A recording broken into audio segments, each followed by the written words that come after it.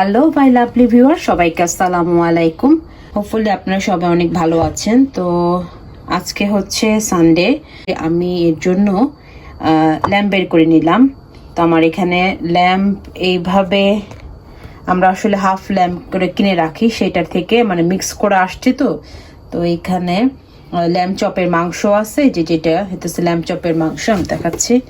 তো মিক্স মাংস আছে, ল্যাম্প চপের মাংস, আবার এমনি ছোট ছোট টুকরা মাংস আছে লাইক দিস।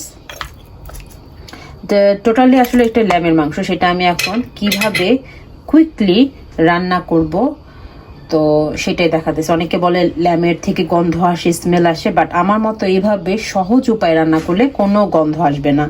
আর আমার তো এখানে মানে লন্ডনে আসার পর আমার তো এই গরুর মাংস থেকে ল্যাম্পটাই অনেক ফেভারিট হয়ে গেছে। তো আমি এর জন্য আমার লাগবে যে আমি কুইকলি দেখাচ্ছি আমি কিভাবে আমার ল্যাম্পটা রান্না করি, এবং ওইটা কোনো স্মেল করবে না এবং নাইস হবে। সো এই যে আমার একটা ল্যাম্পের মাংস নিলাম, আর এর জন্য আমার লাগবে হচ্ছে এই যে দারচিনি, তেজপাতা, কার্ডামন, এইগুলো আমার লাগবে। এখানে আমি দিব, তো এটা দিয়ে দিলাম। আসলে আর সময় নাই, আমি কুইকলি এখন কুক করব। বিসমিল্লাহ করে দিয়ে দিলাম। আর লাগবে হচ্ছে আমার এখানে জিঞ্জার, একটা জিঞ্জার পেস্ট মানে কিউব করা ছিল, সেটা আমি এখানে দিলাম। আর লাগবে হচ্ছে আমার পেঁয়াজ, এখানে এক বাটি পেঁয়াজ ছিল, এখানে পেঁয়াজ কুচি দিয়ে দিলাম। আর আমি দিব মানে সিম্পল উপায়ে আমরা যেসব জিনিস ইউজ করি সেইভাবে আমি এখানে সব কিছু দিব। আমি আদা দিয়ে দিয়েছি, তো আদা কিউব। এখন আমি হচ্ছে এটা হচ্ছে আমার গার্লিক পেস্টটা আমি এখানে দিয়ে দিব। আমার এখানে হয়তো বা 2 কেজির মতো মাংস আছে, আই ডোন্ট নো, বাট এই যে এইভাবে আন্দাজ মতো করে মাংস কতটুকু লাগবে। আমি একটু রসুনটা খেতে পছন্দ করি, আর ইয়ের থেকে আদা একটু দিলাম। আর এর জন্য মানে 2 টেবিল স্পুনের মতন আমি গার্লিক পেস্ট দিলাম। এখন আমি হচ্ছে দিব কিউমিন পাউডার, মানে সেটা 1 টিস্পুন, মানে আপনি আন্দাজ মতো আসলে কুক করতে হবে। 1.5, দ্যাটস ইট। সো এই আর লাগবে আর একটু দিয়ে দিই, মানে 2 স্পুনের মতো। জিরা গুঁড়োটাও খুব ভালো লাগে এর মধ্যে, 2 স্পুনের মতো দিলাম। আর দেব হচ্ছে হলুদ হচ্ছে হাফ টি স্পুনের থেকেও কম,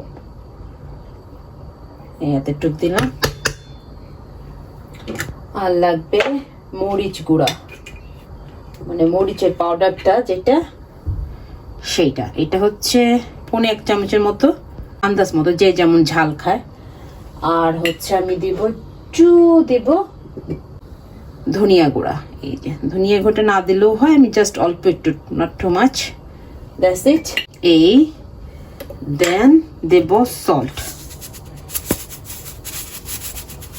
সল্টটাও পরিমাণ মতো, একটু বেশি করে দিলে মাংসের ভিতরে ঢুকবে, আগে বেশি করে দিলে, আদারওয়াইজ কিন্তু মাংসের ভিতরে ঢুকবে না।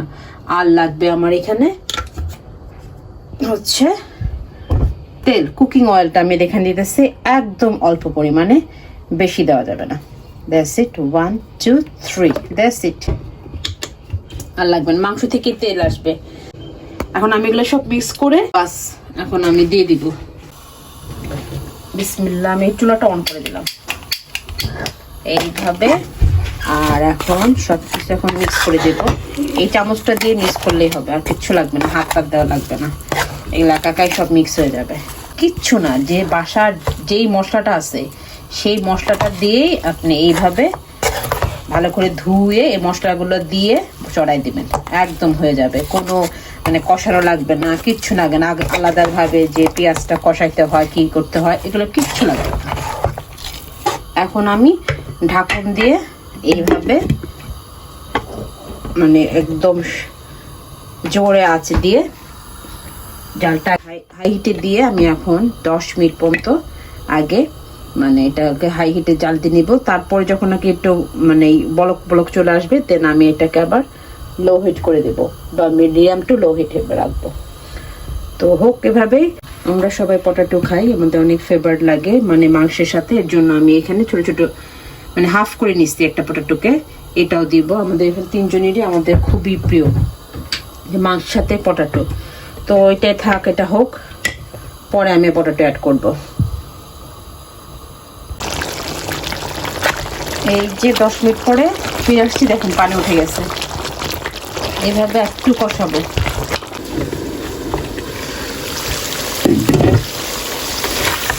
এই যে দেখেন মাংসটা একদম কিন্তু আমার কষানো হয়ে গেছে।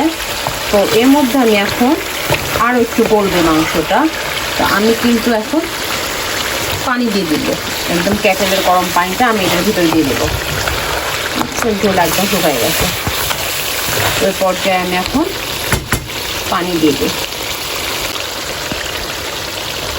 যারা মানে একদম এই চপটাকে চপ করে মতো করে খেতে চান, কুকারে রান্না করে লাইক দিস, মানে গ্যাসে রান্না করে, সেই পর্যায়ে এখানে একটু ঝোল ঝোল কষানো করে রাখলে এটা হয়ে যাবে যে ল্যাম্ব চপ। আর ওভেনে দিলে তো হয়ে যাবে। আর এইভাবে আমি আর এখন একটু ঝোল রাখবো, ল্যাম্ব চপ টপ করবো না, বাট ঝোল রাখবো। আর এখানে আমাকে একটু করতে হবে, আরও সেদ্ধ করতে হবে। এর জন্য আমি এখানে কেটেলের গরম পানিটা এখানে ইউজ করবো। করে দিলাম। সো এই যে এটা সেদ্ধ হবে আরও। এই যে দেখেন এখন একটু লোকটা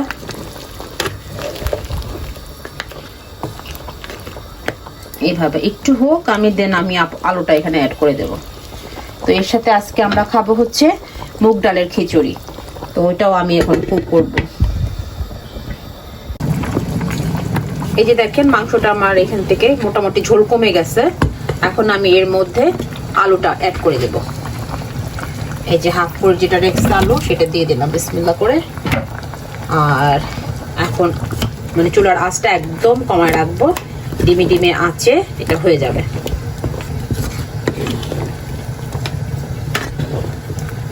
দ্যাটস ইট। ও আরও আমি এখানে 2-3টা কাঁচামরিচ এখানে অ্যাড করে দেব। ডান। এখনই দেখতে দেখেন কত সুন্দর লাগতেছে, মানে আলু থেকে ঝোল টানবে। তো আমি এর জন্য এখানে একটু ঝোল মানে কেটেলের ওয়াটারটা দিয়ে দিই, হালকা গরম পানি অল্প একটু দিলাম, কারণ ঝোল ঝোল একটু খাবো। একদম করবো না, আবার একদম শুকনাও না, আবার মাখা মাখাও না, মানে এই টাইপের থাকবে ঝোলটা। তো এটা আলুটা সেদ্ধ হবে, মাংসটা একটু হবে, তো এই জন্য পানিটা দেওয়া। তো এখন আমি ঢেকে দেব। দেখতে মনে হচ্ছে অনেক মজা হবে। দেখেন আলুটাও গলে গেল, গলে গেছে, সব গলা শেষ। আমি এখন চুলাটা অফ করে দেব। আলু গলে গেছে। এই আলুটা বেশি মানে ভালো না, এটা হয় কি খুব তাড়াতাড়ি গলে যায়, ম্যাশের মতন হয়ে যায়। তো আমার শেষ রান্না, আমি এখন চুলাটা অফ করে দেব। আপনারা এইভাবে ল্যাম্বটা কুক করে খাবেন, দেখবেন একদম কোনো গন্ধ নাই, সবাই মজা করে খাবে। সিম্পল মশলা দিয়ে বাট খুব ইজিতে আমি এই ল্যাম্বটা কুক করলাম। তো আজকে এই পর্যন্তই। আমাদের জন্য দোয়া রাখবেন, আর আপনাদের জন্য রইল অনেক অনেক ভালোবাসা আর শুভেচ্ছা। আল্লাহ হাফেজ।